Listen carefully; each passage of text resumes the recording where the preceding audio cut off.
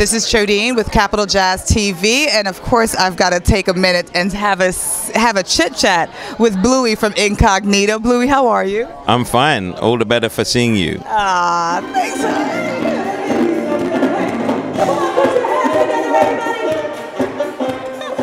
I mean, what is it? What is it about mentoring other artists? Why do you feel the need to do that and just not focus on your career? Well, I guess that it's always been part of what I do from a young age. I'm a producer. I'm a songwriter for folks. You know, I've always provided people with material. I've always looked after people. I was brought up in a household full of women, all nurturing, and what you learn from that is to nurture people. You know, like take care of them. You know, I was the kid in the area that when a kid didn't have something, my grandmother would say, I knew you were going to be all right because you took care of the other kids, you know. Right. I would share what I had, you know. And, I guess that's part of your nature. Whatever it's been put inside of me, so I'm putting it back, that's all. Excellent. And your new album, you feature a lot of new artists now. Can you tell us a little bit about the album? Amplified Soul. The Amplified Soul is the part that is within you that makes you overcome any barriers or conquer any fears or gets that little extra thing out of you, you know. The Amplified Soul is the life of the people who are making this record.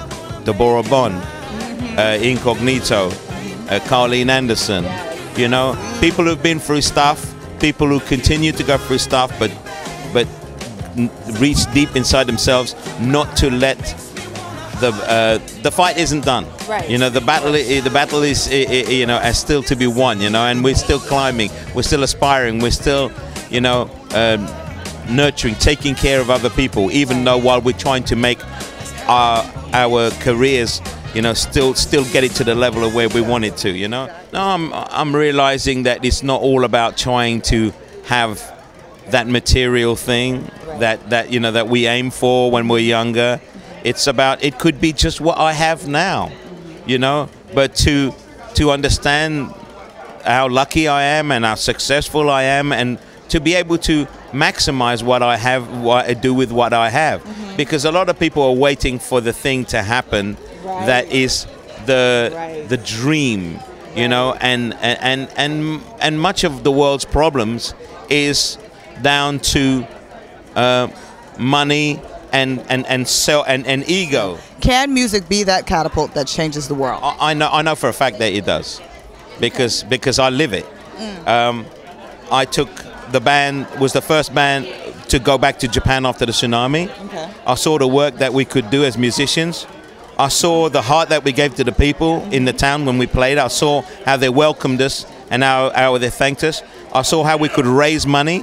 I saw how easy it was to raise $40,000 in a day when I never, just by opening up my mouth on television in the Philippines.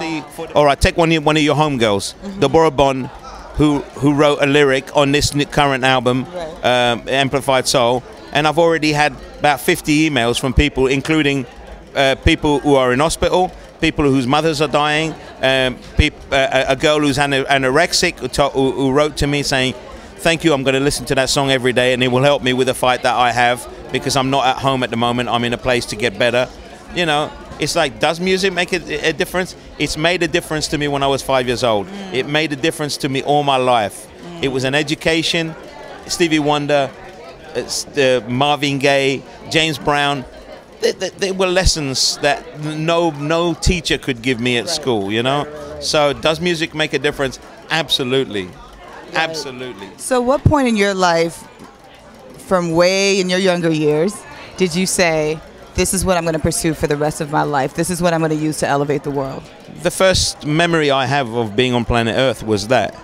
You know, I was 5 years, I must have been 4.5 to 5 years old. And I remember my grandmother telling me, and I remember telling this to my grandmother because I'd seen the people come from the sugarcane fields. They were broken, they'd worked in the midday sun.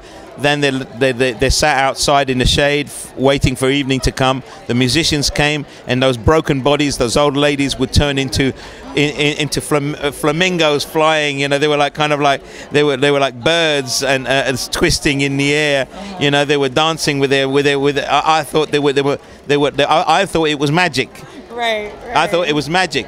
I never went to the circus when I was a kid. I never saw a magician. I saw musicians, and they were, to me, all those things, you know. Right. They made people come alive. They gave people strength, you know, and it made people happy. I've seen people totally sad sitting there like this. I remember a wedding. I remember seeing this old lady, and I remember commenting again to my grandmother, look at her face. She's so sad, Grandma. Let's go and do something. Let's go and talk to her. She said, no, no, no. 5 minutes I saw the same old lady dancing and laughing because of music. Somebody turned on the music. Well, we're on Facebook and Twitter, and that is the way these days. We're Incognito World, and there's links to my various bands, Citrus Sun, and my own solo projects. I sat in a class and I got clipped around the ear roll at the age of, I was between 15 and 16. Rufus had just released their first album, and I drew a little picture of Chaka Khan singing, and myself with playing the guitar next to her.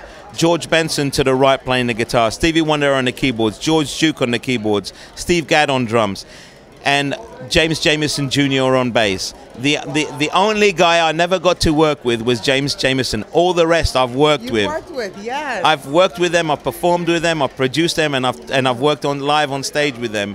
Most of them I have done something or all things with them. Wow. And every night playing at Ronnie Scott's last month, sitting next to Chaka Khan, I was reminded how lucky and privileged a person I am, and I will never misuse that privilege. Words of encouragement, what do you tell the people, what do you tell the artists that are out there that are trying to do the same thing? Look, music has brought you a joy that you cannot describe to other people, all right? You can only do it by playing and letting people hear it. Right. Keep doing what you're doing, but also know that we're all part of something incredible, and we are privileged to do it. If you manage to do it for a living, be thankful. Never moan about it, because it's the best job in the world. And to be at a festival like this, to be a part of it, you know, I would be happy to be in the audience, because what is a festival? A festival is a celebration of life, and here people are celebrating life, you know. And there are so many things that we can look at in the world that makes us think, wow, we have to do something. That makes us active. Here today is our day off. We celebrate, we re-energize, and we get our batteries charged. This, for me, something like this, every musician, young musician who's aspiring or actually playing on this festival, this is a real honor to be a part of it, to smell it, to breathe it, to taste it, to feel it, and to hear it.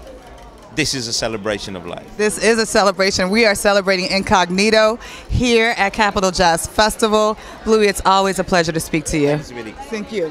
Thank you.